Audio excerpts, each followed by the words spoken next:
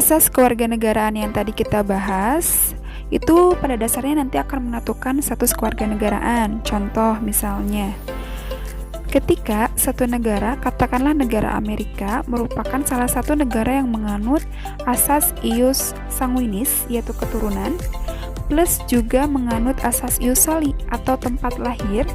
Nah, menyebabkan siapa saja orang yang melahirkan di negara Amerika, walaupun bukan negara Amerika, karena dia soli, dia pun mengakui status kewarganegaraan anak yang dilahirkan tersebut.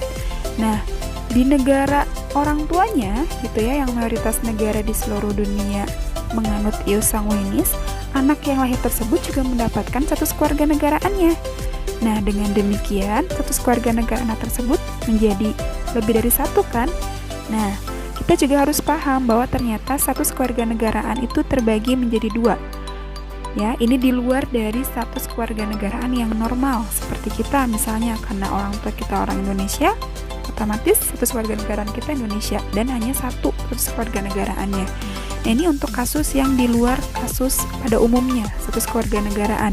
Yang pertama, status yang pertama yaitu bipartite, yang kedua apartheid.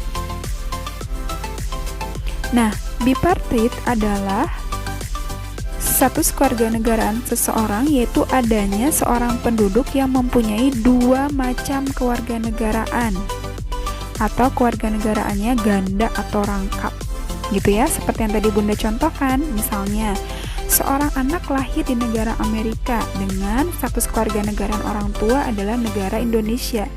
Nah, karena Amerika menganut ius soli, anak tersebut juga diakui menjadi warga negara Amerika. Tapi karena orang tuanya keturunan Indonesia yang menganut ius sanguinis, anak tersebut juga diakui menjadi warga negara Indonesia. Nah, kondisi itu membuat anak tersebut mempunyai status kewarganegaraan bipartite atau dua kewarganegaraan. Yang kedua, status kewarganegaraan apartheid. Apa itu apartheid? Apartheid yaitu adanya seorang penduduk yang sama sekali tidak mempunyai kewarganegaraan. Hah? Gimana ceritanya, Bun? Seseorang tidak punya status kewarganegaraan? Lalu bagaimana ketika dia pergi-pergi, paspor yang dia gunakan di dalamnya berisikan status kewarganegaraan apa? Nah, kita juga perlu tahu kenapa seseorang bisa tidak memiliki status kewarganegaraan. Kita juga harus melihat pada aspek asas kewarganegaraan. Kira-kira gimana ya seseorang itu tidak bisa memiliki status kewarganegaraan? Kita ambil contoh misalnya gini. Seorang perempuan warga negara Amerika yang berlibur ke Bali, notabene Indonesia, kemudian dia melahirkan di Bali. Nah, bagaimana status kewarganegaraan anaknya?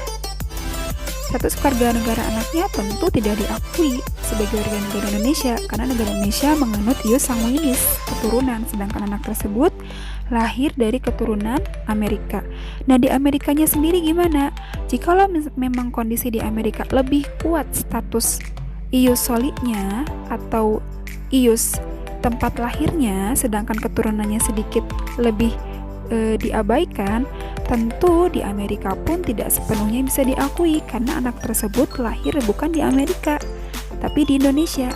Nah, sehingga kondisi ini membuat anak tersebut tidak diakui status kewarganegaraan di Indonesia walaupun dia lahir di Indonesia karena kita ius sanguinis, dan di Amerika pun sedikit diragukan status kewarganegaraannya karena lebih berat pada kondisi status berdasarkan ius soli atau tempat lahir karena dia lahirnya di negara di luar Amerika yaitu Indonesia.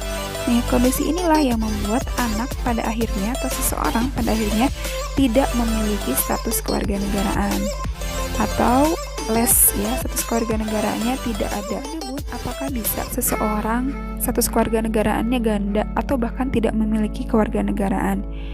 Sejauh ini, ketika ada seseorang yang memiliki kewarganegaraan ganda, tentu di dalam pasportnya dia pun memiliki dua paspor gitu. Dan dia bisa menggunakan paspor itu bisa. Tapi apakah selamanya dia dengan bebas menggunakan dua kewarganegaraannya? Apakah tidak menimbulkan kebingungan? Nah, di usia 18 tahun atau secara dia sudah cukup dalam kategori cakap hukum, dia harus menentukan status kewarganegaraannya ganda ini untuk dipilih menjadi satu kewarganegaraan.